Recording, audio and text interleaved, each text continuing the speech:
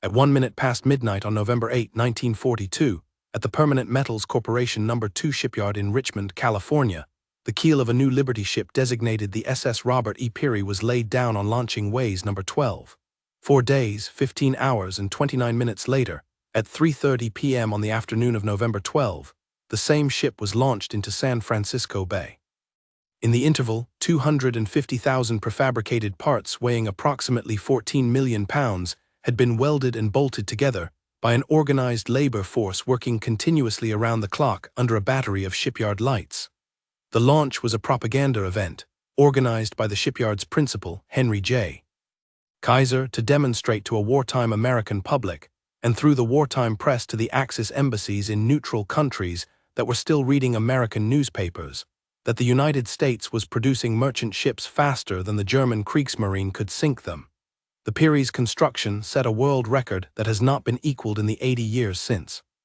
She would serve through the rest of the war as ordinary cargo tonnage in the Pacific, log out at war's end without distinction, and be scrapped at Baltimore in the late 1950s. Her 4-day construction record is the only specific thing about her that history retains. What the Peary's launch was meant to advertise was the larger American Liberty ship program, 18 American shipyards, between September 1941 and August 1945, producing 2,710 Liberty ships to a single standard design. The number was a propaganda figure when it was first announced. It became, by the end of the war, the largest fleet of cargo vessels ever produced to one design in human history, and it remains so today. No other shipbuilding program before or since, the Liberty ship's successor, the Victory ship, the post-war Mariner class, the modern container ship lines, has matched the simultaneous scale and uniformity. 3 ships every 2 days, day after day, for 4 years. The design was British. The original concept was the Sunderland-class steam tramp built by J. L. Thompson and Sons of Sunderland, England, for the Commonwealth Merchant Marine, modernized through the late 1930s, sold to a U.S. consortium in 1940 as the basis for an emergency American shipbuilding program. The American adaptation, designated the EC-2 SC-1, was a 441-foot-long, 10,500-ton single-screw vessel, powered by an obsolete but reliable triple-expansion reciprocating steam engine. The design choice of the reciprocating engine over modern steam turbines was deliberate. Triple-expansion engines could be built by any American foundry with a casting floor, while turbines required precision machining capacity the American industry did not have available for civilian production. The Liberty ship's engine could be built by the same shops that had built locomotives and stationary power plants in the 1920s and 1930s. The supply chain was nationwide and effectively unconstrained. The construction technique was where Kaiser made his contribution. The American Liberty ship program was the first major shipbuilding effort in history to use full prefabrication of hull sections at inland factories, with the assembled sections shipped by rail to coastal yards for final assembly. Bow units, stern units, hull plates, deckhouses, engine rooms, and even bunks were built in subassembly plants in Pittsburgh, Cleveland, Birmingham, Wichita, and dozens of smaller centers across the country, then shipped by flatbed railcar to the 18 launching yards. The launching yards themselves, 3 on the Pacific coast, Kaiser Permanent No. 1 and No. 2 at Richmond, and the Kaiser Vancouver yard in Washington, 6 on the Gulf Coast and 9 on the East Coast, assembled the prefabricated sections, welded them together on standardized ways, and launched them into the water at an industrial cadence.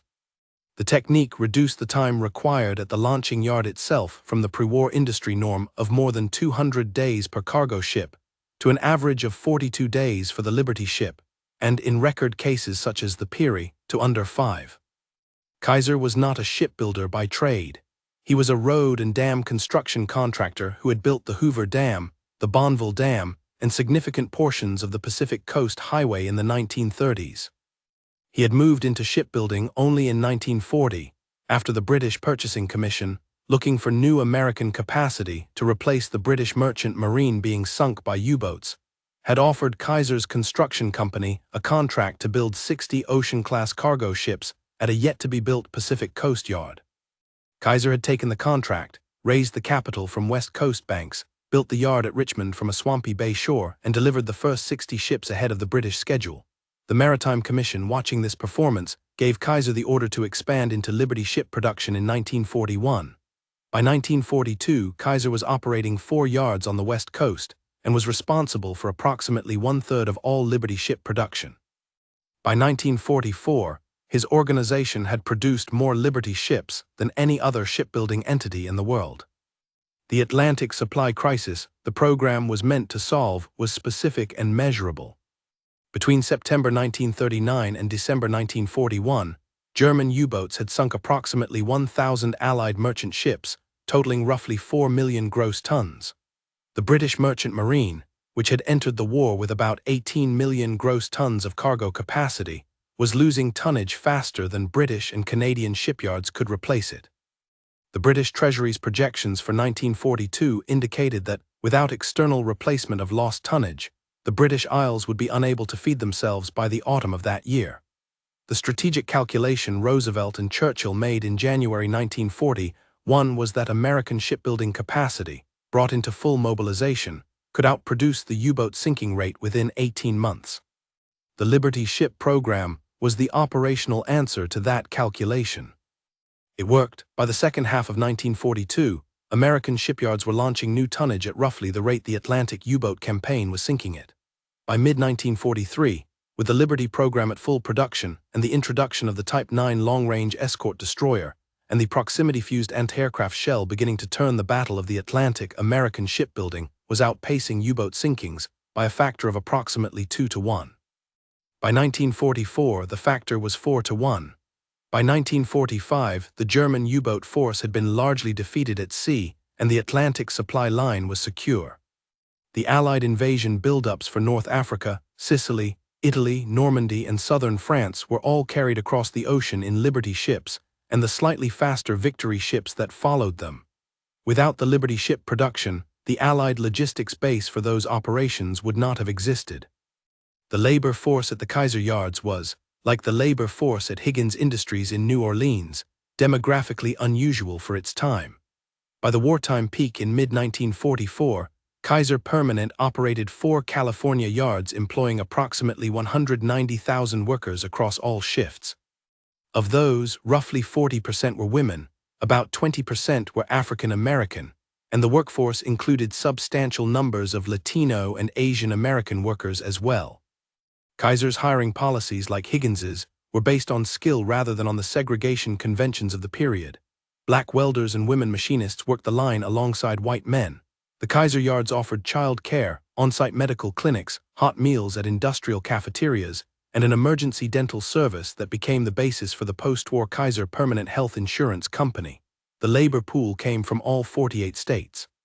Special trains ran from Texas, Oklahoma, and Arkansas to Richmond, depositing workers at the yard gate within 24 hours of recruitment. By 1944, the city of Richmond had quadrupled in population in 3 years. A few specific details from the 4-day build deserve a description. The Permanente No. 2 yard had been preparing for the record attempt for approximately 3 weeks before the keel was laid.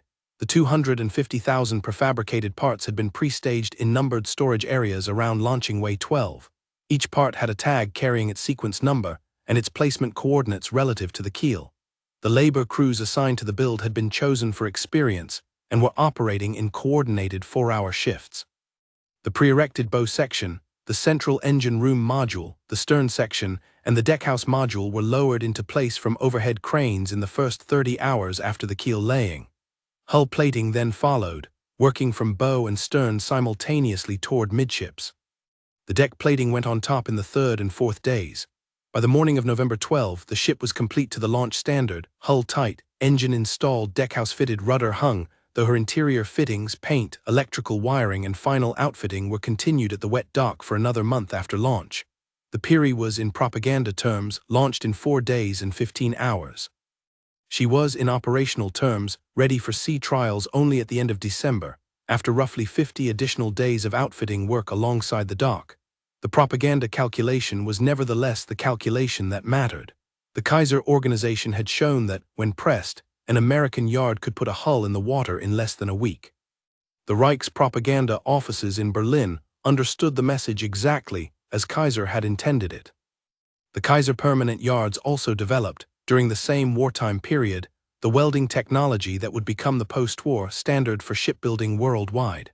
The pre-war American shipbuilding industry had built its hulls largely with rivets, the technology that had been standard since the late 19th century.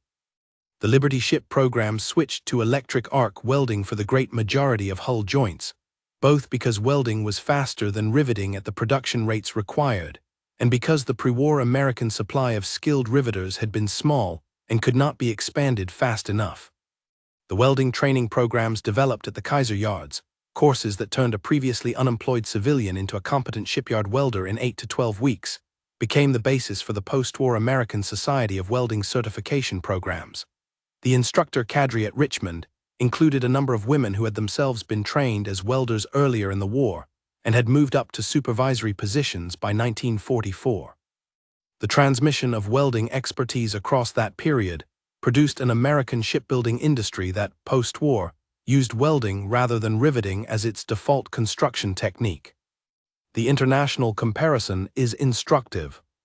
Britain, which had originated the Liberty ship's basic design, built approximately 1,000 merchant ships of all types between 1939 and 1945.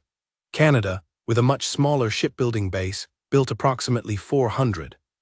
The United States, between 1941 and 1945, built nearly 6,000 merchant ships in total, the 2,710 Liberty ships, plus over 500 Victory ships, plus tankers, refrigerated cargo ships, troop transports, and specialized vessels of all kinds.